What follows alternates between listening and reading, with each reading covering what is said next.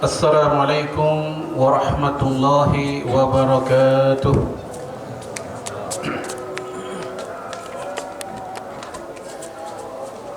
Innal hamdalillah nahmaduhu wa nasta'inuhu wa nastaghfiruh wa na'udzu billahi min shururi anfusina was sayyiati a'malina.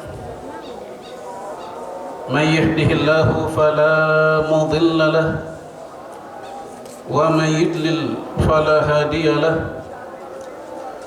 أشهد أن لا إله إلا الله وحده لا شريك له وأشهد أن محمدا عبده ورسوله لا نبي بعده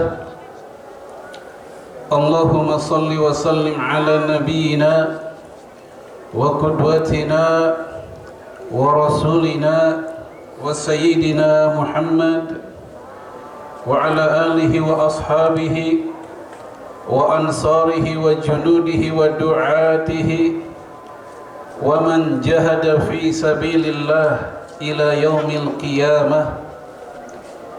وقال تعالى في كتابه العزيز: يا أيها الذين آمنوا اتقوا الله حق تقاته ولا تموتن إلا وأنتم مسلمون. وقال عليه الصلاة والسلام: اتق الله حيثما كنت وأتبع السيئة الحسنة تمحوها وخلق الناس بخلق حسن. أما بعد. Allahu Akbar, Allahu Akbar, Allahu Akbar, Allahu Akbar, Allahu Akbar, Allahu Akbar, Allahu Akbar, Allahu Akbar, Allahu Akbar, walillahil hamd. Ma'asyiral muslimin wal muslimat rahimani wa rahimakumullah. Alhamdulillah, pada pagi hari yang cerah ini seluruh umat Islam di dunia melaksanakan salah satu perayaan besar, perayaan yang telah disebutkan dalam hadis Imam Bukhari dan Muslim: inna likulli ummatin 'aidan wa hadha 'iduna yaumu aklin wa syurbin wa dzikrin lillah. Sesungguhnya setiap umat beragama, setiap kaum ada hari rayanya masing-masing. Wa hadza 'iduna, dan hari ini adalah hari raya kita. Yaumu aklin wa syurbin wa dzikrin lillah, hari makan, hari minum, dan hari berzikir kepada Allah Subhanahu wa ta'ala. Hadis ini dari jalur Aisyah radhiyallahu anha. Dan kata Aisyah, Rasulullah sallallahu alaihi wasallam mengucapkan hadis ini ketika bertepatan dengan Idul Adha. Pernah juga Rasulullah mengucapkannya ketika Idul Fitri. Dari hadis ini kita mendapatkan beberapa pelajaran. Yang pertama, seorang muslim cukuplah dia dengan hari rayanya. Ketika Rasul katakan inna likulli qaumin 'aidan, setiap kaum ada hari rayanya sendiri-sendiri, maka umat Islam sudah memiliki hari raya. Bahkan hari raya kita begitu banyak. Bukan hanya Aidain, 2 hari raya. Tetapi kalau kita buka di dalam banyak riwayat Rasulullah sallallahu alaihi wasallam, hari raya umat Islam kurang lebih ada 6. Seperti yang disebutkan dalam hadis Imam Nasa'i, At-Tirmidzi dan yang lainnya dengan sanad yang sahih. Yaumul Arafah wa Yaumun Nahri wa ayyamut tashriq kulluha 'iduna ahlal Islam. Hari Arafah kemarin, wa yaumun nahri, hari penyembelihan sekarang Idul Adha, wa ayyamut tasyrik, dan hari-hari tasyrik besok sampai 13, total 5 hari dalam hadis ini. Apa kata Rasulullah? Kulluha iduna, semuanya adalah hari raya kita. Yaumu aklin wa syurbin wa dzikrillah, hari makan, hari minum, dan hari berzikir. Bahkan bukan hanya 5 hari saja. Dan dalam riwayat Imam Ahmad dalam kitab Musnadnya dari Anas bin Malik radhiyallahu anhu, beliau bercerita, qadima Rasulullah sallallahu alaihi wasallam al-Madinah. Rasulullah mendatangi kota Madinah, maksudnya ketika hijrah. Wa hum yal'abun, saat itu orang-orang Madinah sedang bermain-main, sedang berpesta, sedang berhari raya. Yauman, selama 2 hari. Maksudnya 2 hari raya orang-orang Arab jahiliyah Madinah. Ibnu Taimiyah mengatakan yaitu Nairus dan Mihrajan. Lalu Rasul pun bertanya kepada Anas bin Malik, apakah engkau juga masih ikut-ikutan melaksanakan hari raya ketika engkau masih jahiliyah dahulu? Kata Anas bin Malik, iya, mengikuti masyarakat setempat. Akhirnya Rasul berkata, laqad abdalakumullah khairan minhuma, Allah sudah gantikan untuk kalian dengan 2 hari raya yang lebih baik dari itu, yaitu Yaumul Fitri wal Adha, hari Idul Fitri dan Idul Adha. Maka jemaah sekalian, dari hadis-hadis ini kita memperoleh gambaran. Pertama, kaum muslimin sudah kenyang dengan hari raya. Maka tidak dibenarkan bagi seorang muslim ikut-ikutan hari raya agama lain.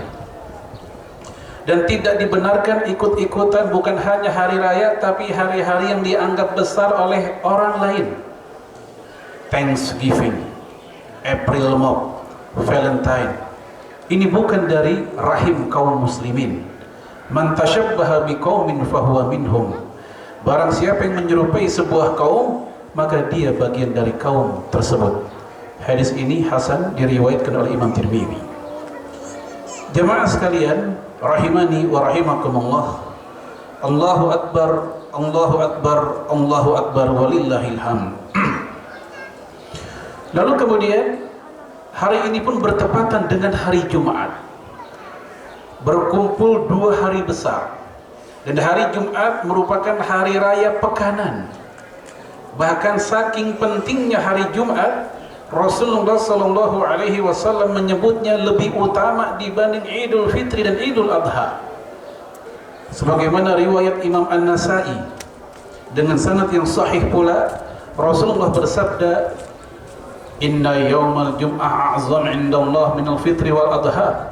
Sesungguhnya hari Jumat di sisi Allah lebih mulia, lebih agung dibanding Idul Fitri dan Idul Adha. Namun karena datangnya pekanan, kita merasa biasa saja. Sudah saking sering ketemu dengan hari Jumat. Kenapa hari Jumat lebih utama? Karena di hari Jumat terjadi 5 hal yang tidak terjadi di hari-hari lain. Yang pertama, itulah hari di mana Allah menciptakan Nabi Adam, hari Jumat. Di hari Jumat pula Allah menurunkan Nabi Adam ke muka bumi, hari Jumat. Yang kedua. Yang ketiga, dan di hari Jumat pula Allah mewafatkan Nabi Adam alaihissalam. Dan di hari Jumat pula terdapat waktu yang jika kita berdoa kepada Allah selama bukan doa-doa yang haram, Allah tidak akan menolak doa tersebut. Kapankah itu? Ada puluhan pendapat para ulama. Dalam mazhab Syafi'i, ketika khatib duduk di antara 2 khutbah. Dalam mazhab Hambali, ketika ba'da asar nanti di hari Jumat. Yang kelima, di hari Jumat terjadinya kiamat. Oleh karena itu setiap datang hari Jumat, lautan, langit, angin, semua ketakutan dengan datangnya hari Jumat, karena khawatir itulah saatnya kiamat. Ya, hadis ini disebutkan dalam kitab Sunan An-Nasai dengan sanad yang sahih. Jemaah sekalian rahimani wa rahimakumullah. Jadi kalau kita kumpulkan sangat banyak hari raya umat Islam. Dan ini merupakan salah satu minhatullah, karunia Allah kepada kita. Tapi sayang beribu sayang, masih saja ada umat Islam yang berbangga-bangga ikut-ikutan membesarkan hari raya agama orang lain dan juga perayaan-perayaan yang sifatnya peradaban orang lain. Untuk Idul Adha, ini merupakan salah satu bagian dari upaya kita Ihya'us Sunnah Abil Anbiya Ibrahim alaihissalam, menghidupkan sunnah ayahnya para nabi, Nabi Ibrahim alaihissalam. Falamma balagha ma'ahu sa'ya, ketika saat itu Nabi Ismail sudah balik. As-sa'ya, kata Imam Ibnu Katsir, artinya saat itu usia Nabi Ismail sudah mampu melakukan aktivitas seperti aktivitas orang dewasa. Ini penjelasan Imam Ibnu Katsir seolah-olah menggugat keyakinan kita masa lalu. Dulu kita sering diajarkan sejak kecil bahwa Nabi Ismail menjelang disembelih masih bocah, masih kanak-kanak. Tetapi penjelasan Imam Ibnu Katsir, saat itu Nabi Ismail kurang lebih usianya 15-16 tahun. Ukuran di Indonesia usia segitu sudah masuk SMA kelas 1, kelas 2. Sudah mampu melakukan aktivitas orang dewasa, berkuda, safar dan seterusnya. Lalu Allah melanjutkan, lalu Nabi Ibrahim bertanya, "Ya bunayya inni ara fil manam anni azbahu." Wahai anakku, semalam ayah bermimpi menyembelihmu. Jadi bukan sekedar memberikan racun diminum, bukan sekedar diperintahkan kepada orang lain untuk membunuh anaknya, tapi ayahnya sendiri, bukan sekedar pembunuhan biasa, tapi menyembelih. Kalau bahasa orang Depok, menggoroknya, menyembelihnya, mata kepala menyaksikan sendiri. Secara psikis luar biasa goncangannya ini. Dan jangan lupa, mimpi para nabi adalah wahyu, bukan sekedar bunga tidur, hak, benar adanya. Maka Nabi Ibrahim pun bertanya, "Fanzur madza tara?" Coba lihat apa pendapatmu. Ini salah satu contoh seorang ayah yang kalau bahasa sekarang demokratis. Tidak mentang-mentang punya keinginan langsung dia komando ke anaknya, harus nurut tanpa mengajak diskusi. Nabi Ibrahim mengajarkan kepada kita, para ayah khususnya, kalau kita punya obsesi, punya keinginan, jangan langsung kita paksakan ke anak kita, ajak diskusi dia. Padahal mimpinya para nabi itu hak, benar adanya, tapi Nabi Ibrahim tetap mengajak bicara anaknya.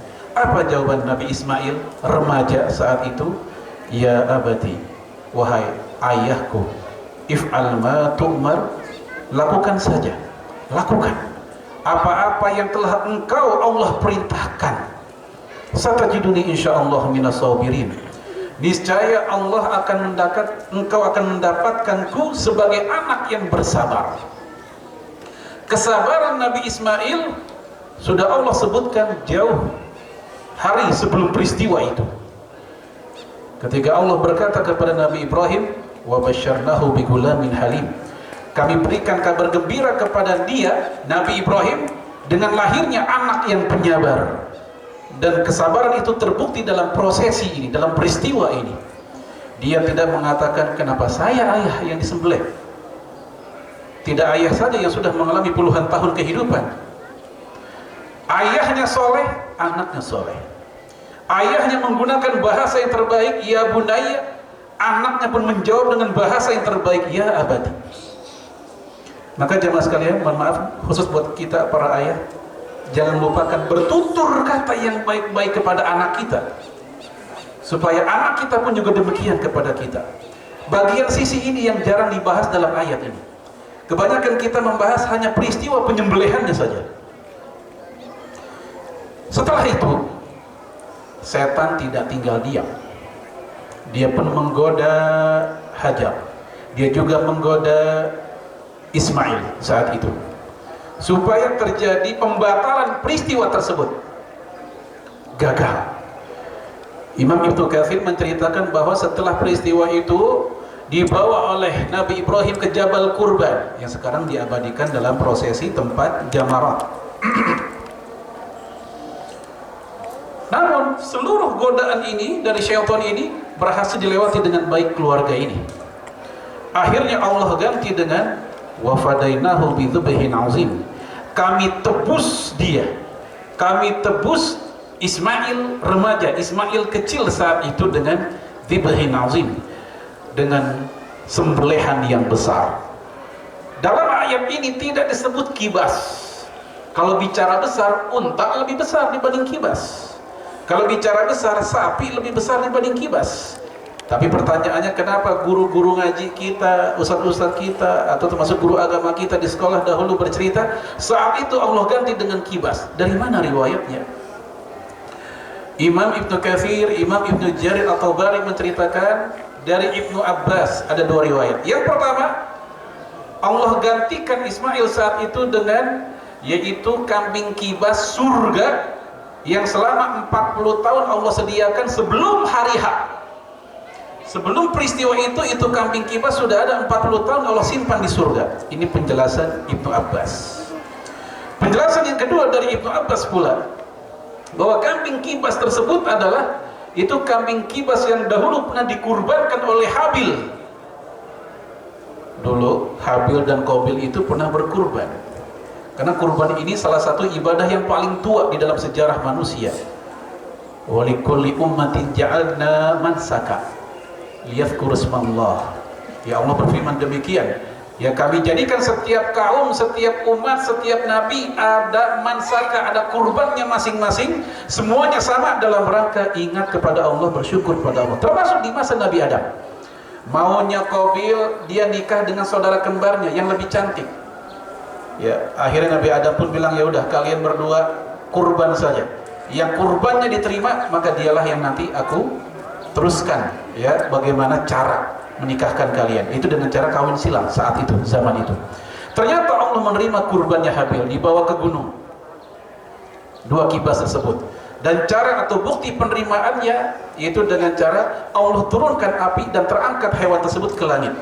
Ini dikisahkan oleh para mufassir seperti Imam Al-Qurtubi, termasuk mufassir modern Syekh Abdurrahman bin Nasir As-Sa'di. Nah, itu yang kedua. Kibas tersebut kibasnya Habil. Yang ketiga dari Al-Hasan Al-Basri, dia mengatakan kambing kibas saat itu adalah kambing kibas dunia, bukan kambing kibas surga. Jamaah sekalian, terlepas dari perbedaan kambing kibas yang mana yang dimaksud, kita lihat kisah tadi di dalam Al-Quran. Tidak ada yang namanya pengorbanan itu mendapatkan cek kosong. Allah berikan balasan yang lebih baik. Oleh karena itu jamaah sekalian, ya, dalam hadis Bukhari Rasulullah menceritakan setiap subuh ada dua malaikat yang berdoa untuk kita semua, dengan doa yang saling bertolak belakang. Malaikat pertama berdoa, Allahumma a'ti munfiqan khalafa. Malaikat yang kedua berdoa, Allahumma a'ti mumsikan talafa. Apa artinya? Malaikat pertama berdoa, ya Allah, buat orang yang hari ini bersedekah, buat orang yang hari ini berinfak, khalafa, kasih gantinya. Hal ini sesuai dengan firman Allah, wa ma anfaqtum min syai'in fahuwa yukhlifu. Apa-apa yang kalian infakkan, Allah yang ganti. Enggak ada ceritanya orang bersedekah, berkurban, jatuh miskin. Justru hartanya semakin berkah, bertambah, bermanfaat, berkah, dan seterusnya. Sementara malaikat yang satu lagi berdoa, Allahumma a'ti mumsikan talafa. Ya Allah, buat orang yang hari ini tidak bersedekah, tidak berinfak, talafa, binasakanlah hartanya. Maka ini juga bisa menjadi evaluasi buat kita, buat bapak ibu barangkali yang punya usaha, ya, yang punya bisnis. Kenapa bisnis kita tidak lancar, bahkan cenderung turun, bahkan mungkin lenyap, hilang? Salah satu koreksinya adalah barangkali kita mendapatkan bukan doa malaikat yang pertama, kita mendapatkan doa malaikat yang kedua. Talafa, hancurkan hartanya, hancurkan asetnya, hancurkan modalnya, hancurkan, dan seterusnya. Ya, kita ambil pelajaran dari, mohon maaf, tukang parkir. Tukang parkir itu orang yang paling paham terhadap bagaimana menyikapi harta. Kalau seandainya tukang parkir datang mobil cakep, bagus, mahal, mewah, ya, dia nggak pernah bangga dan GR. Walaupun dia melihat begitu banyak mobil yang ada di hadapannya. Kenapa? Karena dia tahu memang bukan milik dia. Tugas dia hanya mengatur, menjaga dan merawat dan memberikan keamanan. Dia nggak bangga dengan jumlah mobil yang banyak, tapi saat yang bersamaan ketika itu mobil hilang satu persatu pergi, dia pun tidak marah, tidak sedih dan tidak kecewa. Itulah hakikat harta kita. Ketika datang ke kita, hakikatnya kita hanya diamanahi untuk menjaganya. Ketika pemiliknya Allah Subhanahu wa taala mengatakan keluarkan zakatnya, keluarkan. Keluarkan sedekahnya, keluarkan. Keluarkan untuk kurban, keluarkan. Sampai-sampai Nabi alaihi salatu wasallam dalam hadis Imam Ibnu Majah mengatakan, "Man kana lahu sa'atun wa lam yudhi fala yaqrabanna musallana." Siapa yang punya rezeki, lagi enteng rezekinya, lagi lapang rezekinya, tapi dia tidak berkurban, fala yaqrabanna musallana. Jangan dekati tempat sholat Id kami. Sehingga sebagian ulama ada yang mengatakan ini wajibnya berkurban seperti pendapat Imam Abu Hanifah, walaupun mayoritas mengatakan sunnah. Allahu Akbar, walillahil hamd. Yang terakhir, hari ini umat Islam seluruhnya tanpa perbedaan pendapat. Saudi pun hari ini, kita pun hari ini. Yang biasanya kita berbeda. Ya, tapi hari ini kita bersama-sama.